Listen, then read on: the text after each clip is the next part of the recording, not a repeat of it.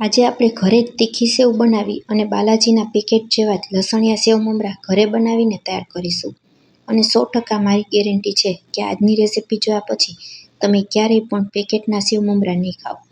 આ સેવ મમરા બનાવવામાં આપણે ના તો મમરાનો વઘાર કરીશું, ના લસણની ચટણી તૈયાર કરીશું, કે ના તો લસણ ફોલવાની ઝંઝટ થશે. એકદમ માર્કેટ સ્ટાઇલ લસણિયા સેવ મમરા બનીને તૈયાર થશે. તો ચાલો રેસીપી શરૂ કરીએ. સૌથી પહેલાં આપણે સેવ બનાવી લેશું. સેવ બનાવવા માટે કાથરોટમાં 1 કપ મેં ચણાનો લોટ લીધેલો છે. તેમાં સ્વાદ અનુસાર મીઠું ઉમેરીશું. ત્યાર પછી 5 ચમચી જેટલી હળદર ઉમેરશું.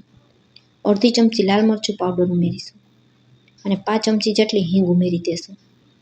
સેવ એકદમ સરસ ક્રિસ્પી બને તેના માટે 1 ચમચી મોણમાં તેલ ઉમેરી દેશું અને શરૂઆતમાં પહેલાં હાથેથી આ રીતે બધું મિક્સ કરી લેશું.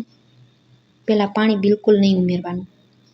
લોટના એક એક દાણામાં એકદમ સરસ મોણ દેવાઈ જાય એ રીતે મિક્સ કરવાનું અને ત્યાર પછી જરૂર મુજબ આ રીતે 2 ચમચી જેટલું પાણી ઉમેરતા જઈ લોટ બાંધી તૈયાર કરી લેશું. આટલો લોટ બાંધવામાં આપણે માત્ર 3 થી 4 ચમચી જેટલા પાણીની જરૂર પડેલી છે. લોટ વધારે પડતો કઠણ પણ નહીં અને એકદમ ઢીલો પણ નહીં તેવો તૈયાર કરવાનો. લોટ બંધાઈ જાય એટલે તેમાં 2-3 ટીપા જેટલું આપણે તેલ ઉમેરી દઈશું અને લોટને આ રીતે મસળી લેશું. 2-3 ટીપા જેટલું તેલ ઉમેરવાથી લોટ હાથમાં બિલકુલ ચોટશે નહીં. તો તમે જોઈ શકશો લોટ વધારે પડતો કઠણ પણ નથી અને એકદમ ઢીલો પણ નથી. હવે સેવ પાડવાનો સંચો લઈ લેશું. તેમાં આ રીતે જે ઝીણી જારી હોય તે લગાવી અને તેને તેલથી ગ્રીસ કરી લેવાનું. આ સેવ પાડવાની જ ચકરી લીધેલી છે.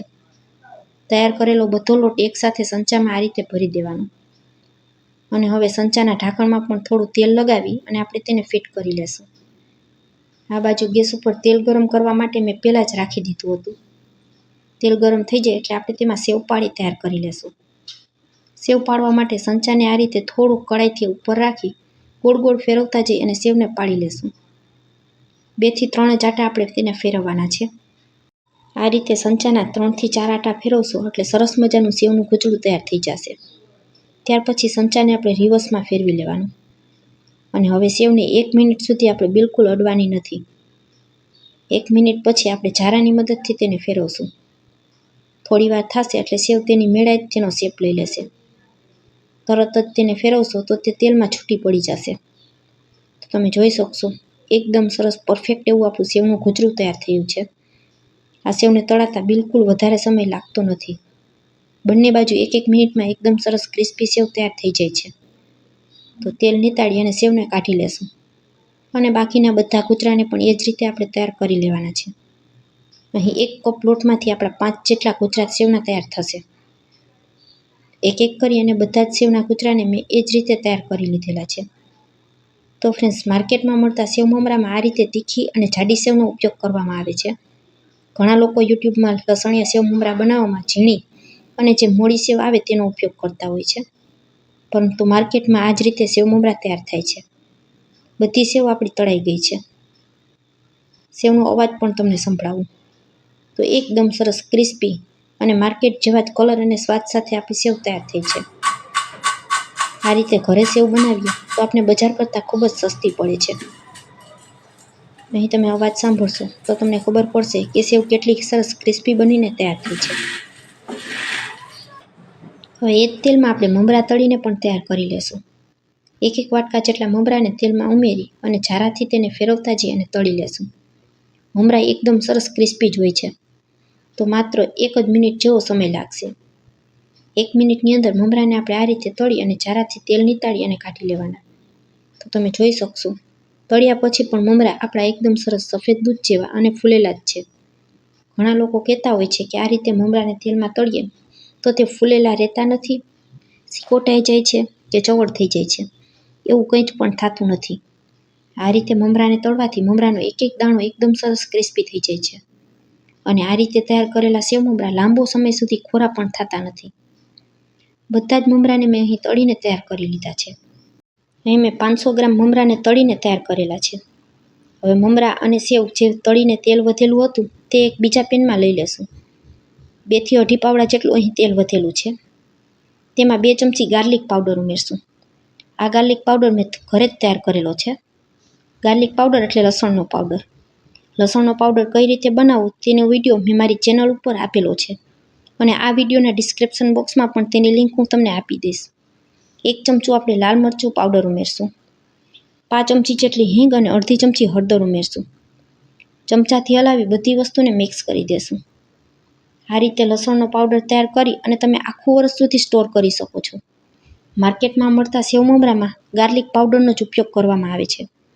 તેમાં ક્યારેય તાજા લસણની ચટણી બનાવી અને સેવ મમરા તૈયાર કરવામાં આવતા નથી. બધી વસ્તુ એકદમ સરસ ચમચાથી મિક્સ કરી અને ગેસ ઉપર તેને ધીમા તાપ ઉપર સાંતળી લેશું. અને હા ફ્રેન્ડ્સ, 1 ચમચી આમાં મેં મીઠું પણ ઉમેરેલું છે. તો મારે એ વિડીયોમાં બતાવવાનું રહી ગયું હતું. બધી વસ્તુ મિક્સ કરીએ ત્યારે આપણે સાથે 1 ચમચી જેટલું મીઠું પણ ઉમેરી દેવાનું. એકદમ ધીમા તાપ ઉપર 1 મિનિટ સુધી ચટણીને સાંતળી લેવાની, જેથી કરી લસણ અને બીજા કોઈ પણ મસાલાની કચાશ ન રહે. મમરામાં પણ મીઠું ઉમેરેલું હોય છે અને સેવમાં પણ આપણે મીઠું ઉમેરેલું છે, તો મીઠું થોડું સાચવીને ઉમેરવાનું. મસાલો અહીં આપણો એકદમ સરસ સંતળાઈ ગયો છે. તો બધો મસાલો તળીને રાખેલા મમરાની ઉપર રેડી દેશું.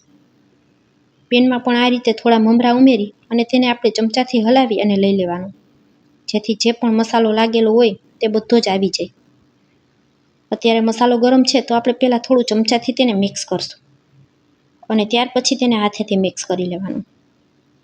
તો આજે મેં તમારી સાથે માર્કેટમાં મળે તે જ રીતે ઓરિજિનલ લસણિયા સેવ મમરાની રેસિપી શેર કરેલી છે. એકવાર આ રીતે તમે પણ ઘરે ટ્રાય કરજો, માર્કેટના બિલકુલ ભૂલી જશો. હવે મમરાના એક એક દાણામાં એકદમ સરસ મસાલો કોટ થઈ જાય એ રીતે આપણે તેને હલાવી અને મિક્સ કરી લેવાના. તો તમે જોઈ શકશો માર્કેટ જેવા જ કલર સાથે આપણા લસણિયા સેવ મમરા તૈયાર થયેલા છે. હવે આપણે જે સેવ તળીને રાખેલી હતી તે ઉમેરી દઈશું. આ સેવ મમરા બનાવવામાં મેં શુદ્ધ સિંગ તેલનો ઉપયોગ કરેલો છે. માર્કેટમાં પેકેટમાં મળતા સેવ મમરામાં પામ ઓઇલનો ઉપયોગ કરવામાં આવે છે, જે આપણા સ્વાસ્થ્યને ખૂબ જ નુકસાન કરે છે. બજાર કરતાં ખૂબ જ સસ્તા અને હાઇજેનિક રીતે લસણિયા સેવ મમરા ઘરે તૈયાર કરી શકાતા હોય તો પેકેટના શા માટે ખાવા જોઈએ. અહીં હજુ પણ મને સેવ થોડી ઓછી જણાય છે, તો બાકી વધેલી સેવ પણ હું સાથે જ ઉમેરી દઈશ. 1 કપ લોટમાંથી 5 જેટલા સેવના ગુજા તૈયાર થયેલા હતા. તો 500 ગ્રામ મમરામાં મેં બધી જ સેવ ઉમેરી દીધી છે. માર્કેટમાંથી લાવીએ તો 10 રૂપિયામાં માત્ર એક નાની વાટકી જેટલા મમરા નીકળે છે. અને તમે જોઈ શકશો ઘરે કેટલા સસ્તા અને કેટલા બધા સેવ મમરા આપણા તૈયાર થઈ ગયા છે. તો ફ્રેન્ડ્સ, આજની રેસિપી અહીં સુધી જોયા પછી તમને જરા પણ પસંદ આવે તો વિડીયોને એક લાઇક કરજો, તમારા ફ્રેન્ડ્સ અને ફેમિલી સાથે શેર કરજો અને મારી રેસિપીઓ તમને જોવી ગમતી હોય અને હજુ સુધી મારી ચેનલને સબસ્ક્રાઈબ ન કરી હોય તો મને સપોર્ટ કરવા બદલ મારી ચેનલને સબસ્ક્રાઈબ જરૂરથી કરજો. ફરી મળીશું આવી જ એક નવી રેસિપી સાથે. ત્યાં સુધી સૌને મારા જય માતાજી.